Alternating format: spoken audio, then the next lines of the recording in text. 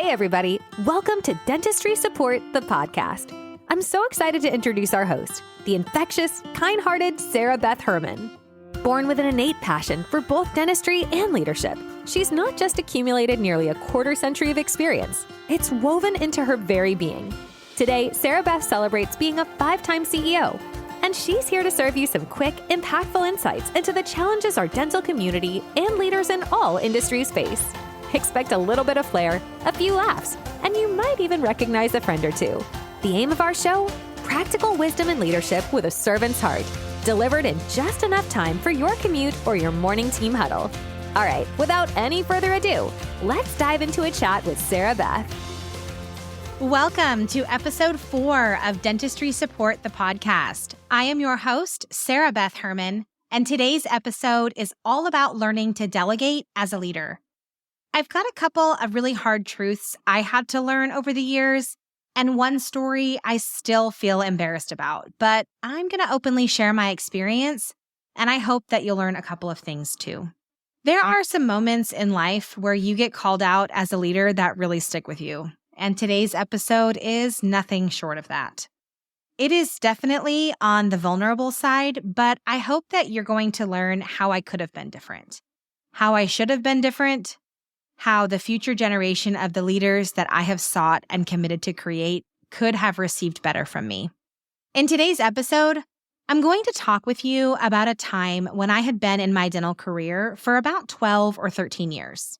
I happen to think that when you get to about 10 years in any field, your confidence is a little bit stronger, but your ego is probably at its height. At least it was for me. And I'm not sharing anything today in hopes that you'll feel sorry for me, that you'll think I'm crazy for being so hard on myself, or that you simply think I'm trying to gloat on my experience. As a quick reminder, I am changing names, genders, locations, and some details ever so slightly on the stories that I share with you in each episode, out of respect for those who I've worked with or the companies that I have shared experiences with. But the actual facts of what happened are always true. Dentistry is such a juicy industry. I've often thought about creating a couple of episodes in this podcast that would invite people just like you from the dental industry to just come on and share experiences and stories, because I'm telling you, it is the juiciest industry I have ever worked in. And I've been in a few other industries in my career, and I've even created businesses that ventured out into other industries outside of dentistry. So I guess here's a shameless little plug. If you'd like to join me on sharing some juicy stories in dentistry, I'd love to have you as a guest on a future podcast episode. And if not, and that really irks you, just brush past the last 10 seconds and let's get to it. Back to the story. At the time that this story takes place, I was in my early 30s, working for a large dental group out of Nashville, Tennessee, where I was the director of operations. In this role, I oversaw over 30 dental practices. One of those dental practices under my leadership was in need of a brand new office manager. We had gone through several, and this particular dental office was owned by the owner of the dental group that I was part of. I know that might sound a little strange because you might be thinking, well, the dental group owns all of the practices, but this dental group, the dynamic was a little bit different. They managed dental offices, and very few of them were actually owned by anyone who was part of the organization I worked for. This specific dental office had gone through quite a few dental office managers, and we were looking for really the perfect person to take over the leadership there. Notoriously, this office was always top-notch, highest performing, best close rate on treatment plans that were diagnosed, fullest hygiene, most new patients, the marketing was always on point. You name it, this was the best office we had. But we just couldn't keep office managers. So I newly had this office in my region, and I was being introduced to the office manager that would now be overseeing this location. So here's a fun fact about this office manager. I was not able to interview them. I was just told that they were going to be the office manager. And shortly after that was shared with me, I came to find out that this office manager was actually the spouse of another director of operations that worked as a sideline team member of mine. So they weren't a manager of mine, they weren't underneath me, but they were a sideline director of operations. Now, this was always going to be an interesting dynamic, especially for me, because not only was this office manager under my direct supervision, but them being the spouse of one of my sideline coworkers was also kind of odd because I didn't feel like this sideline coworker of mine was my biggest fan. From my vantage point, they were part of the group of people that I worked along with that were quote unquote my friends, maybe even frenemies. I kind of felt like they had it out for me. You see, everyone that I worked with in my career in dentistry has always been way older than me. I mean, 15 to 25 years older than me, working in the same job, same title, or maybe I oversaw them and they were older than me. Regardless of how strong I felt I was, people tend to treat you differently when they see your age, when they think you're younger, or they think you make more money than them, or they think you make equal money to them, and they've been in the industry a lot longer. So if you think this was a challenging dynamic for me, oh boy, it really was.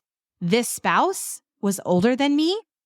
The director of operations that was a sideline team member, much older than me. It was a crazy dynamic.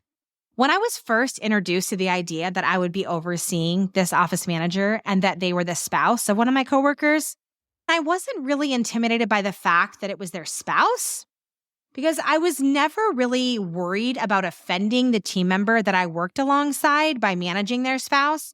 But I was intimidated by the thought that this spouse would share their experiences with me to their spouse. And then my coworker would go to our C board in a dishonest way.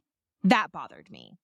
And I always tried to carry myself in a way that when someone said I did something wrong, or if someone tried to share a lie about me, others would know me so well that they would say, oh my gosh, not Sarah Beth. There's no way she would say that. But the thing about climbing a ladder in any corporation is that you're always going to have haters. And I always did. I'll say this. By the time I was supervising this spouse, I feel like I had already overcome so many challenges. I was really confident in myself because I learned to be strong. I learned to understand dental business in a way that my financial acumen was tip-top shape. People in the industry knew me very well. I had already had a track record of high performance. I understood the dynamics of what needs to be done to grow a successful dental business. My ego, though, was really getting the best of me, and I definitely can admit that right now. I don't think I would have admitted that before, but I can definitely say that now. Quickly, I went from not just working in a back office, sending dental insurance claims and filing charts and filling schedules, to then becoming an office manager. And I wasn't just overseeing one dental location. I had grown in the last 12 or 13 years from just being in one office to overseeing 3 dental offices, then with another company overseeing 15 dental offices, then with another company overseeing more than 30 practices. At this point, I knew my stuff, right? My track record was there. I had proven myself. But that darn ego was also there. And as I began this journey supervising and leading this spouse of my coworker, the one thing I know for certain that I was lacking in this journey or this juncture of my leadership was my own emotional intelligence. It wasn't where it needed to be, and I didn't know that about myself at the time. I also believe I was at a point where I really knew dental business, but because I didn't know emotional intelligence and understanding that of those I led and what was required of me as a leader, my ego was so big. And I feel like that ego is what took over so many decisions early on in my career. I think that as we grow in our confidence as leaders in any specific industry, we get to that point where we are really, really smart and we really understand that industry and we're so confident in our role, but we don't realize that the next step in our leadership is to understand our own emotional intelligence. So I can confidently say that my lack of understanding on my own emotional intelligence at this point stopped me from being the generational leader I really needed to be. I'm going to take you back about 6 months into leading this office manager. I'm going to share with you some details that are actually true about what I uncovered about her. I guess you could say some of these details, they reaffirm just how juicy dentistry really is. I found out that she was rumored to be in a secret relationship, having an affair with her front office team member. She was also rumored to be giving special exceptions to other team members and rumored to not really know how to do her job, and that she was displaying inappropriate behavior. I also found out that my coworker was randomly showing up at this office to do work for her, to prove to our leadership team and our company as a whole that he had made a good decision in hiring her. For the sake of this story, so that it's not so confusing with words like manager, coworker, spouse, the office manager's name is Lisa, and my coworker's name is Jerry. So let's bring this full circle. Lisa is the office manager I'm overseeing. Jerry is her husband. And Jerry, he's not my biggest fan. And mostly, I think Jerry wasn't my biggest fan because I was 30 years younger than him. I was extremely successful with the team that I oversaw, and every time we entered a meeting, I was always prepared. Our leadership team was constantly recognizing me publicly for the achievements of the dental offices that I oversaw. Month after month, year after year, my offices were always excelling. I oversaw the majority of the dental offices that were part of our network. One day, I was traveling about 40 minutes north of Nashville to one of the other locations that was part of my region. The office that Lisa worked at was 20 minutes south of Nashville, so about an hour from the location I was currently at. I get a call from my chief operating officer, who was out of town at the time and extremely concerned about Lisa's office. She was concerned because the owner of this practice had called her, who was also the owner of the company I worked for, and they were freaking out. Their associate dentist was not happy. The schedule every day was constantly falling apart.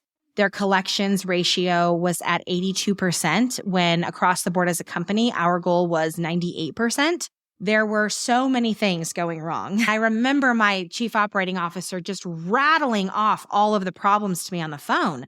And instantly, my anxiety's through the roof. I'm panicking because I'm technically an hour away. And when you're in that space where you oversee so many offices and your chief operating officer calls you, you have anxiety because you're not there. That anxiety comes from the fact that you just want to fix something immediately. You want the chatter to stop. You want them to stop harassing you about what's going on, because ultimately, even though I'm not the office manager, it's my responsibility to have known that this practice was declining. When I tell you, as a director of operations, I ran a tight ship, I really thought I ran a tight ship. When I made site visits to each one of my locations, and I visited them all every month, I wasn't just looking to see if a schedule was full. I wasn't just looking to see if patients being greeted at the front, or if money being posted on a regular basis, or if the office was meeting their numbers every month. Sure, those are important things, but as a director of operations, I learned to look at things from a much different vantage point. I learned to pay attention to how clean the office was, even down to the baseboards. I learned to walk into an office from the aspect that I had the glasses of a patient on. How did a patient hear us talking? What activities did a patient see us doing? If I were to go run an audit of my office manager and everything they did inside of Dentrix or Open Dental or EagleSoft, what activities were they doing on a daily basis?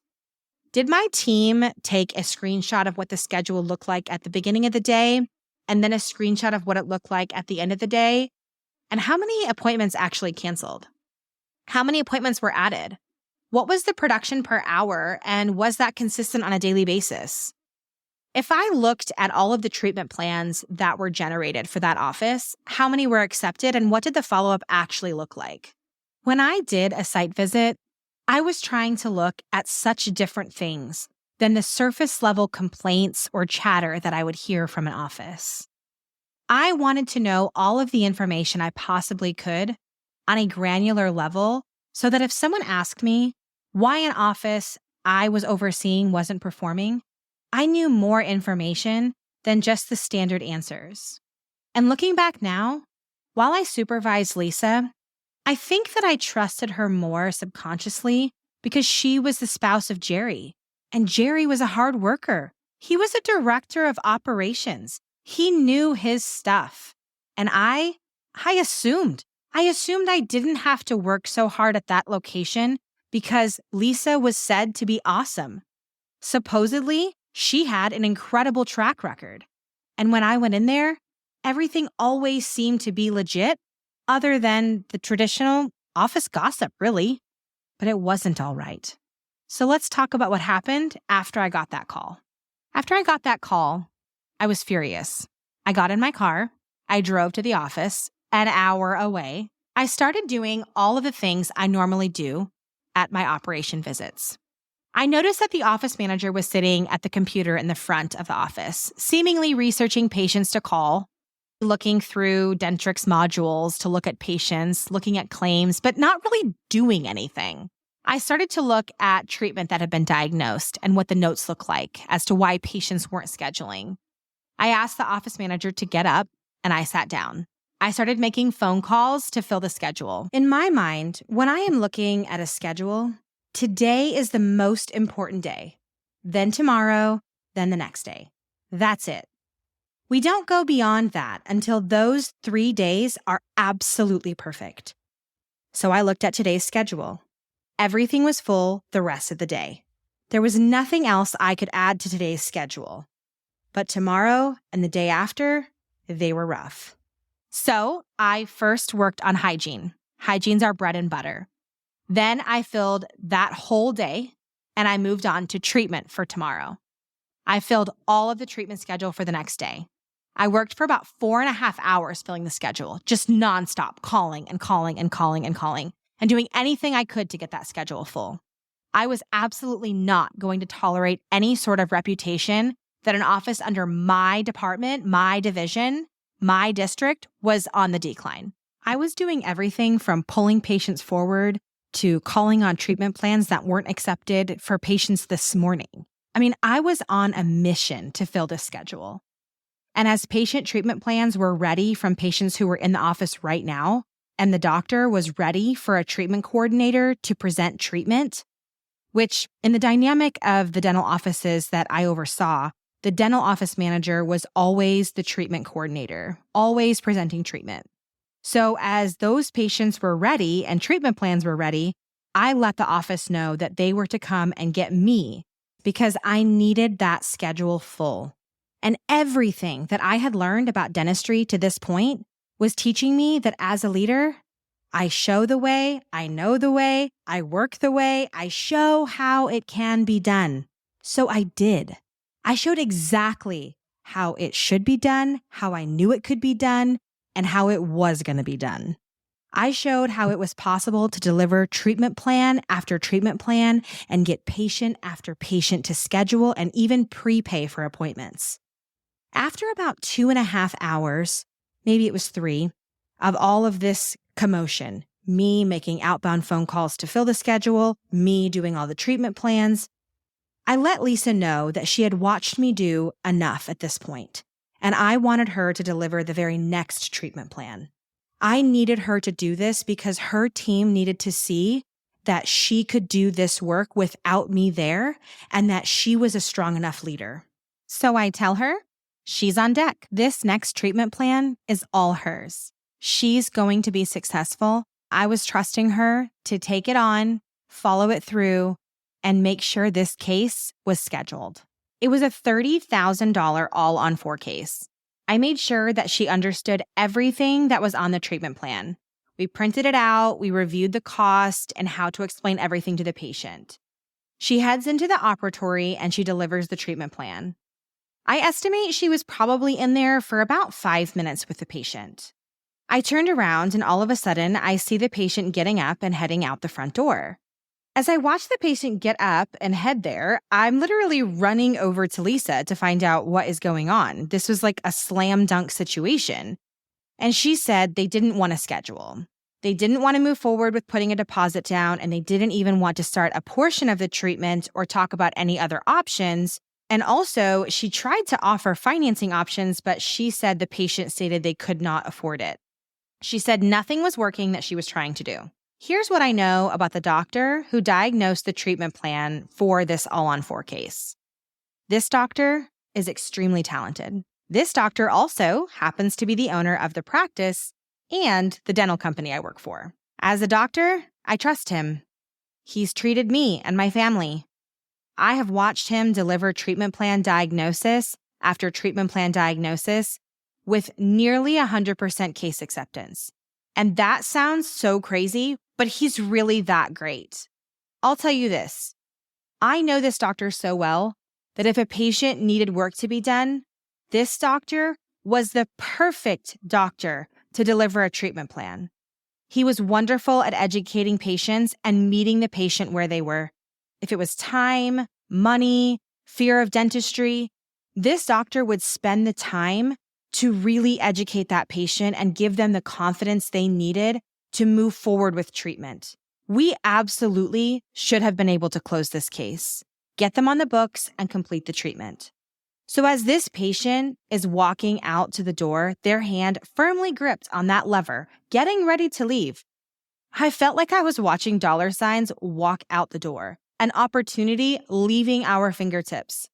And as dramatic as it sounds, I couldn't believe it because I knew this was an easy one. This was an easy win for the office. This was an easy win for the manager. I stopped the patient and I said, "Excuse me, Mrs. Smith, if you could please come here for just one moment, I'd like to chat with you about one more thing on your treatment plan." I went over the entire treatment plan with her, top to bottom, length of time, cost, insurance breakdown, finances. At the end of the conversation, we had spoke for about 20 to 25 more minutes. She prepaid on her own credit card $30,000. She scheduled the entire appointment. The treatment was to begin 2 days from now. We were doing the all-on-4. We were scheduled. The collections for the office this day was at an all-time high. We collected over $50,000, and that was just in patient over-the-counter payments for treatment or scheduled out treatment. That doesn't even include the insurance checks that we got that day. The hygiene and treatment schedule were fully booked for the next 2 days. So solid, you couldn't fit another patient in if you wanted to. And what happens next? Still breaks my heart to this day. Recording this podcast, I can still feel the exact feelings I felt that day. And what I'm about to tell you, you are probably going to want to feel sorry for me, be angry for me, feel like something was super unfair, and I'm going to challenge you to not. I have felt sorry enough for myself to make up for everybody who could possibly listen to this podcast. I closed up the office. I finalized the deposit ticket. I said goodbye to the team. I got in my car. My house was about 45 minutes from this office. So I'm in my car. I got to the stoplight. My phone rings. It was my chief operating officer. Truth be told, I was so excited to hear from her because I just wanted to make her proud. I wanted to tell her about how much money we collected, how full the schedule was. I wanted to brag on this office and this day and how we turned it around. I cannot express to you in words right now how stinking pumped I was. I was on cloud nine. I'm telling you right now, I was the happiest I'd ever been in business. I get so excited when I get the opportunity to grow a business and see the fruits of the labor that we put into something. I love growing something. I love feeling accomplished. I love reaching the next level. And any time that I get the opportunity to grow a business, I go at it with my whole entire heart. And whenever you hear someone say, "Run it like you own it," please remember to do that because that is what I did. Was I getting any of that $50,000? No, that wasn't going into my pocket, but I was super excited that I had reached an incredibly successful level with this team. I had reached heights at this office that they had never seen. We overcame a $30,000 case. So in true Sarah Beth fashion, speaking faster than you can imagine, I immediately start telling her We collected 50 grand today. How I scheduled 30 hygiene appointments, 17 treatment appointments. We collected a $30,000 prepay on a case in 2 days. I was so excited. I'm telling you, Cloud 9 does not describe it. Her next words, they were awful. She was so disappointed in me. She laid into me like I had never been laid into before. I never felt so disrespected by a leader of mine, regardless of the fact that I filled all of these hygiene appointments, the treatment appointments, closed this $30,000 case, and collected over $50,000 in one day. She was disgusted with me at how I acted as a leader. Disgusted at me as a leader. I remember tears falling down my face as I was on this call, sucking them back as quickly as I could so that she couldn't hear them in my voice. I was just listening to every word and how disappointed she was in me. All of the ways I had undermined this manager. All of the ways I showed this team that their manager didn't matter. All of the ways I tried to make myself look good. And instead of allowing the team to feel successful, I wanted them to see me successful. This call was heartbreaking. I don't know what kind of employee you are, or leader you are, or team member you are, or person in general you are. But for me, for a long, long time, and sometimes even still today, when I hear really negative things about myself, I have a habit of rehearsing those negative things a million times over, beating myself up on what I shoulda, coulda, and probably didn't do right. This call, it lives rent-free in my mind.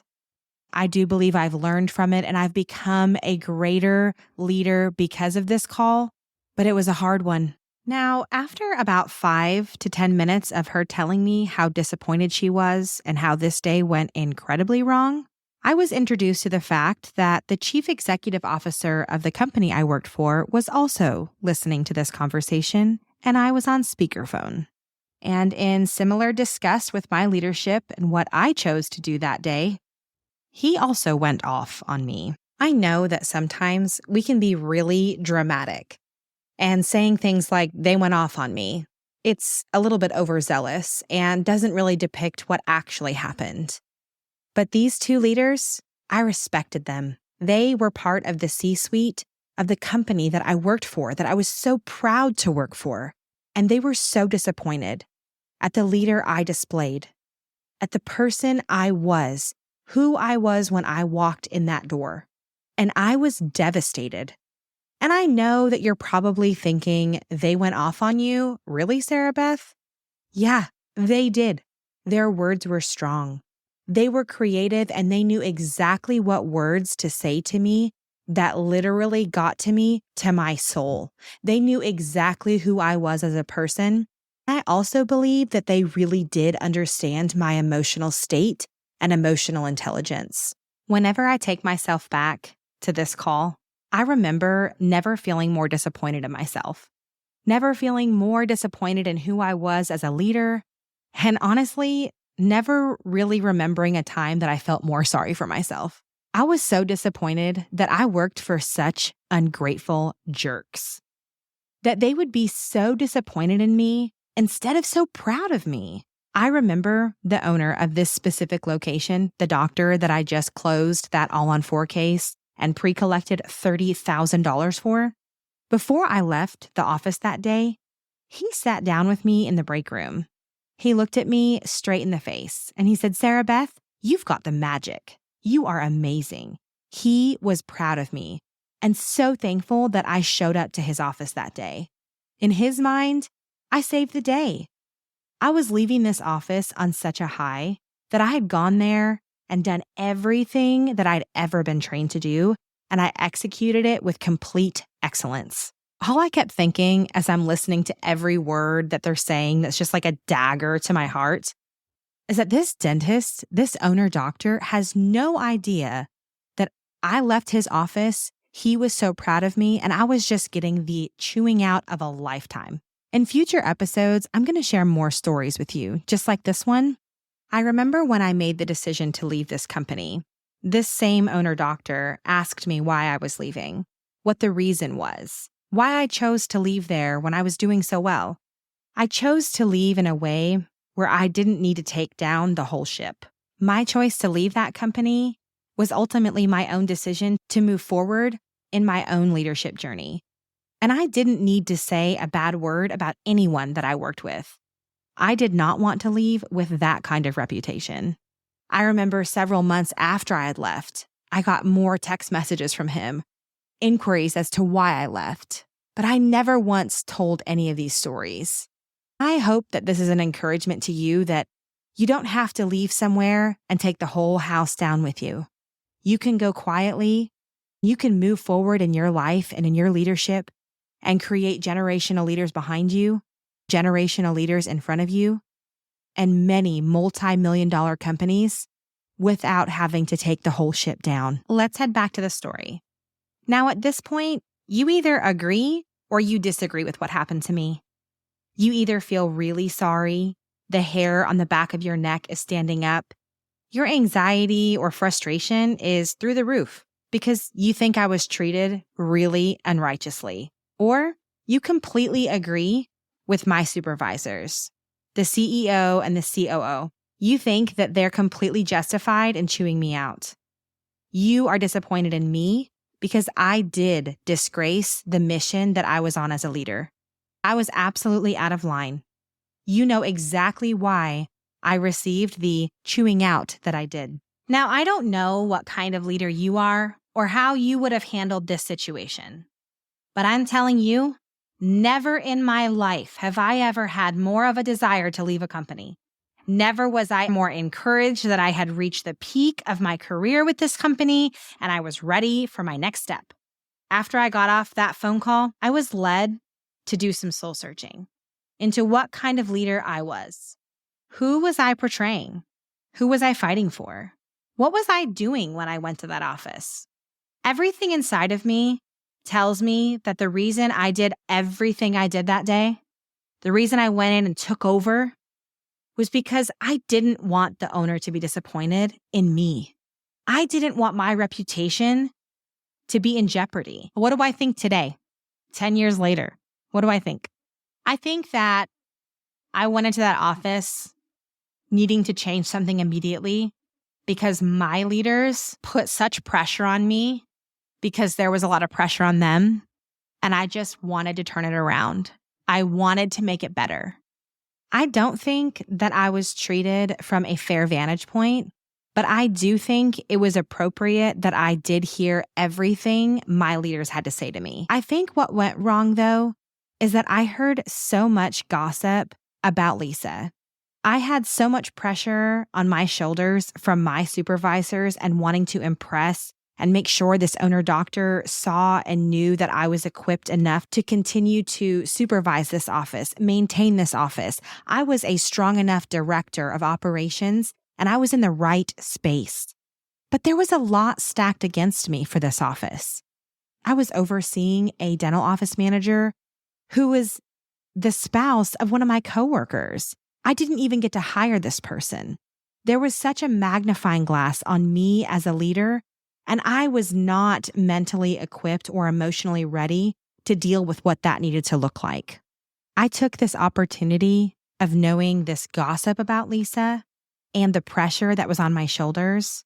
I chose to build myself instead of supporting Lisa.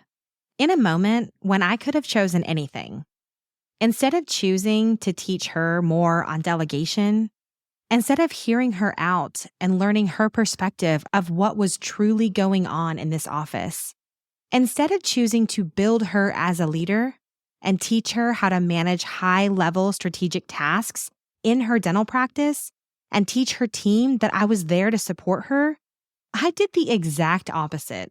I showed her that she had no skill set.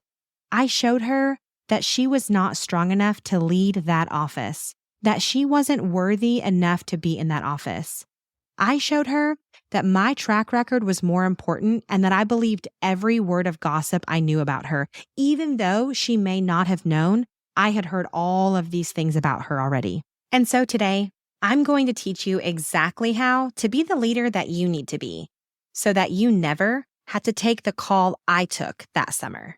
We're going to start at high-level strategic tasks and low-level strategic tasks. We're going to break these apart and talk about what they mean in your dental practice and for your leadership.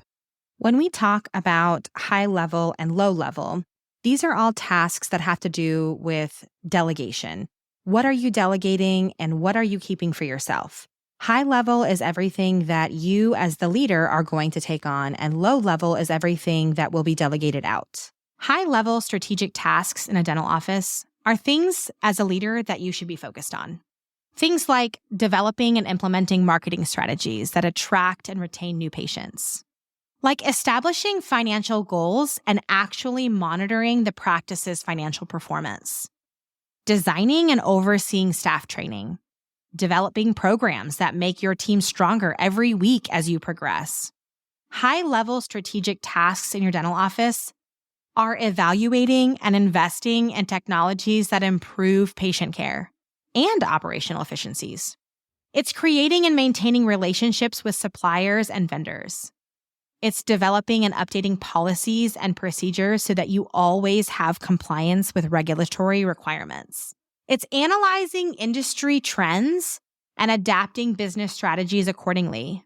It's leading and participating in strategic planning meetings with key stakeholders or owners of your dental businesses. It's fostering a positive work culture and maintaining high levels of employee engagement, even if you are not an owner. This one might sting a little. It's removing statements like, not my circus, not my monkeys, and learning to develop partnerships with other healthcare providers to offer comprehensive care to patients that maybe other offices don't offer. It's learning that every time someone comes into your office and they offer to do a lunch and learn, that's really annoying to you. Instead of saying, no, not interested, you instead say, are you part of a podcast? Do you have a social media campaign or do you run an Instagram that we could collaborate together? Because in your future, collaboration is the only way that you are going to continue to grow your dental businesses. It's learning to give time to things that irritate you because you know that in the future, you're going to need those relationships to excel your career and grow your business. It's learning that delegation allows you as a leader to focus on high-level tasks and strategic planning by entrusting routine or operational tasks that your team is capable of doing and freeing up time and mental bandwidth for strategic decision-making and long-term planning. It is learning to empower team members to handle tasks so that you as a leader can devote your attention to driving the vision of your dental office or your small business forward. It is addressing overarching challenges and opportunities and learning that effective delegation fosters a sense of trust. So let's for a minute talk about low-level delegation. What does that look like in your dental office or in your small business? Low-level delegation tasks are things that as a leader, you are 100% proficient in. It's time that you embody what a servant leader is by showing the way that you know how to do something, teaching someone how to do it, and coaching and guiding them as they do it, and learning how to truly implement low-level delegation to be the generational leader that you promised you would be. Low-level delegation in your dental office or your small business includes things like scheduling patient appointments, whether they are treatment or recare, doesn't matter, answering phones, responding to patients who have questions about why they need treatment, greeting patients and checking them in upon arrival. It's delegating the management of patient records and updating electronic health records. It's delegating people to do the billing from both the patient aspect and the dental insurance aspect. It's ordering of office supplies and maintaining inventory levels. Now, I know this. As a leader or an office manager, you want to have your hands in things like ordering or all of these 5 basic categories that I just talked about. But you sitting behind a desk doing these tasks is not growing generational leaders like you promised you would do. When you get up and you clean and organize the reception waiting areas, you are teaching your team what's important to you. And it is important that your team sees you do that. especially taking out the trash and cleaning the toilets. Those are all really important things. You should do those things. But you've also got to learn to delegate them.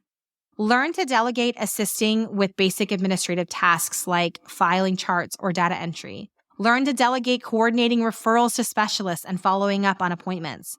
Learn to delegate providing chairside assistance to your dentists. Stop doing that. Stop assisting. When you do that, it allows you as a leader to focus on the higher level strategic tasks that we just talked about. Planning initiatives and driving growth and success of the practice by assigning those routine administrative and operational responsibilities to your front office staff or the team members that you have underneath you. You are very simply saying 3 words that every person who has ever had a manager wants to hear. You are saying, I trust you. You are saying that I trust you to do this job exactly as you have been trained, exactly as I would expect it to be done to achieve growth. Effective delegation fosters this sense of trust and empowerment amongst your team members that you can't put a price on. When your team members become more proficient in their roles, they actually contribute to the overall success of your dental office or your small business. They even enhance the actual experience of your patients or your customers. Very loudly and clearly, I want you to understand pitfalls that I would really encourage you to avoid. I know firsthand how to make really big mistakes in leadership, and I want to help you make these better. First, if you're going to delegate anything in your practice, in your small business, whatever it is, you need to establish clear expectations and guidelines for what the outcome needs to be. You provide clear instructions when delegating anything to any team member. What is the objective? What is the timeline? What is the desired outcome? And any specific requirements or constraints. This helps prevent misunderstandings. You might notice team members, they recluse back. They get overwhelmed when you give them a task. They get shy to give you feedback. You need to learn to foster a culture of open communication where everybody on your team feels comfortable asking questions, seeking clarification, or even providing feedback. You need to check in with your team. You need to identify and address any issues early on so that you aren't frustrated in the future by their lack of performance because they're just not meeting your expectations. I promise you, I've been there. In that small town, 20 minutes south of Nashville, at a dental office that should have been performing much better than it was, when I walked into that office and filled that schedule on my own and collected that money from that patient, and I completely undermined that office manager because I wanted to be better, because they didn't live up to my expectations, because I didn't encourage open communication, because I didn't seek clarification on the expectations I had of them, I want you to learn to promote autonomy and empowerment. Today, right now, I'm challenging you to start trusting your team members to make decisions and take ownership of delegated tasks. Don't micromanage or hover over their shoulders. When I asked good old Google what autonomy meant, so that I could actually explain to you all the ways that I was thinking of using this word, it means the right or condition to self-govern. Our team members that we are trusted to lead, they need to learn how to self-govern. And what I learned on that summer day is that I didn't allow my team what they needed to feel successful to move on without me. I was the epitome of micromanaging and preventing or blocking self-government. I could have been better. I should have been better.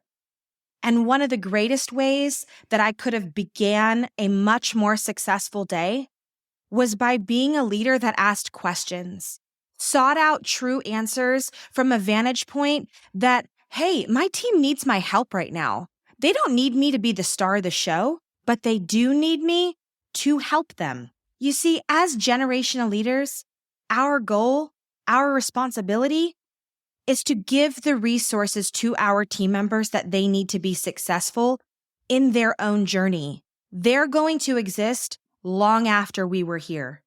So how was I helpful that day? I wasn't. I just made the business money, but I didn't do the right leadership thing. I could have been so much better by offering to support them, offering to guide them, offering to help them learn to delegate tasks that were probably taking over their time and consuming their day, and they just didn't know how to stand up and get out of the weeds. When you model positive delegation behaviors, you actually set the tone for the rest of your team and inspire them to follow suit. Now, before we go any further, we need to talk about delegation gone wrong and how it actually negatively impacts your team, the morale, and the productivity. You may have already caught on to how it can go wrong, but let's talk about it for just a second. One of the really interesting things that I've learned in leadership is that delegation can go wrong so quickly. When you are truly trying to be a leader, you're not delegating tasks that you just don't want to do. Person, how you would have done it better, or how you did do it better in the past, or how when you worked for a previous employer, you were excellent at this. That's not great delegation. When you delegate to someone, you have to understand that even though you delegated a low-level task, you might need to provide additional training, mentoring, additional assistance from other coworkers that work alongside of them, or maybe even subject matter experts in a field. I have a friend who's in a completely different industry, and she just told me about how she spent $3,000 to go to a training on the industry that she's been in for 15 years. She spent $3,000. I asked her, I said, what was so great about that training that you learned that you didn't know before? And she said, I always sign up for these trainings. I go to 2 or 3 a year. And it's the way that I invest in myself because oftentimes I know everything that they're talking about. But sometimes I learn one new thing.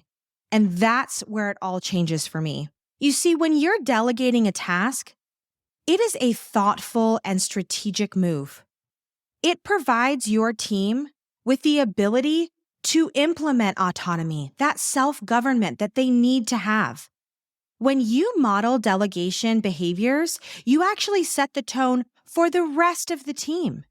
What I learned when I walked in and I didn't model those positive delegation behaviors is that my office manager, Lisa, she became less engaged, less productive, and even resented me because I went in there, I overstepped her, I made her feel inferior. The hard truth I had to come to realize is that I didn't even provide Lisa with clear instructions on what she should be doing while I was becoming the amazing manager, while I was showing everyone else how awesome I was. I was setting everyone up for failure in what I did. I was creating future situations where I would have to go back in that office and continue to save the day. Anyone who's a part of a team like that becomes unsure of what's expected. They struggle to prioritize tasks and what they should be doing right now. When the manager walks in, or when the manager joins a call or checks in on their work, they immediately freeze up because they haven't been given clear instructions on what they're supposed to do on a day-to-day basis. Their manager just comes in and saves the day and finishes all the work because they screwed up. Think about how much money you pay per hour to everybody in your team. And every hour that goes by, someone is just sitting there not doing something. Those are dollars that come out of somewhere. So if you have 5 people in your office and each of them make $10 an hour, that's $50 an hour that your practice or business is giving away for zero reason. Now, of course, people make more than $10 an hour and you might have more than 5 people, but just do the simple math. How much time are we wasting by not giving clear instructions or by not delegating tasks that we really shouldn't be doing or failing to provide support? Now you might be thinking, well, gosh, you really did provide a bunch of support to Lisa. She knew exactly what she needed to do, but she didn't do it. You went in there and you supported her. You led with servant leadership. Yeah, I sure did. And my ego and everything I wanted someone to see in me was really, really present. And nothing that I wanted them to see in her. I wanted my CEO and my COO to see that she failed, that she didn't do the job that needed to be done. When a manager or a leader trusts their team member to do the right thing, They have to understand the complexity of the task at hand and make sure that they have the proper support. Your team will struggle to do any task on time or any task in general if you don't provide the proper support. Stop taking credit for other people's work. Please stop. For the love of everything in dentistry, please stop. If you decide you're going to delegate a project to a team member, you better recognize them for it. And you need to know how your people need to be recognized. If they like to be recognized in a public setting, great. If they don't, do it privately. If they tell you they don't like recognition in a public setting, try to find a way to gently honor them and not take credit for yourself. Team members feel demoralized, unappreciated, and unwanted when their contributions are not acknowledged or recognized. It erodes the trust and morale within the team, leading to resentment and disengagement. Just don't do it. As we come to a close on episode 4 of Dentistry Support, the podcast, I want to remind you that every single person you lead will have a very different level of emotional intelligence. They're not going to match yours. They're not going to match the way that you perceive situations or the way that you handle situations or even the way that you care about your work or theirs. It is your responsibility as a leader to find ways to understand the mental capacity of those you lead. Now, that might seem like a lot to bear on your shoulders, and it is. Leadership is powerful, but it's also generational. It's amazing, and you are going to transform lives, but you can't do that until you are ready to understand the lives that you are transforming. And I'll be honest with you. If I had everything to do all over again, the day, the call on the way home, when I spoke with my leaders, when tears fell down my face and I had to suck back the emotions to just not be vulnerable in that minute, I would ask them to pause and try to see my side, that I wasn't trying to do anything bad and that my heart wasn't in a bad place. And to please don't judge me on what you think I did wrong, but more so on my intentions because they were really good and I really just wanted to save the business. But I know that wouldn't have mattered because the reality is I needed to grow as a person and realize that my efforts, my accomplishments, they are only recognized when my team is successful as a whole. And I've created future generations of leaders that can exist without me. So as much as that drive felt terrible, and that situation still kind of stings, and I still really feel sorry for that girl that took that call, and that 45-minute drive felt so long. When I pulled in my driveway that day, I was a different person than when I pulled in the parking lot of that dental office at 10 a.m. I didn't handle that situation right. And I could have been so much better. And so here we are at our That's Good moment, the time that I'm going to challenge you the most. Even in situations that you feel things are unfair, I am challenging you that these are moments you must have so that you can change and you can grow. I am challenging you right now to see things from a totally different vantage point. Because you need to be a leader that can acknowledge where you've gone wrong, even if you felt really successful. I am challenging you to move forward in a place of growth and productivity for the future generation of leaders. I am challenging you to learn to delegate the small stuff so that the really big stuff can actually happen. I'm challenging you to stand up, get out of the weeds, and become the leader you were designed to be. I am challenging you to focus on your people and where they're going to be 10 to 15 years from now, because you aren't going to be their leader anymore. You won't be that leader that's right there to save the day and fix all of their mistakes. You won't be there to show them how it should have been done. So right now, you need to focus on delegating those low-level strategic tasks so the high-level strategic tasks can get accomplished.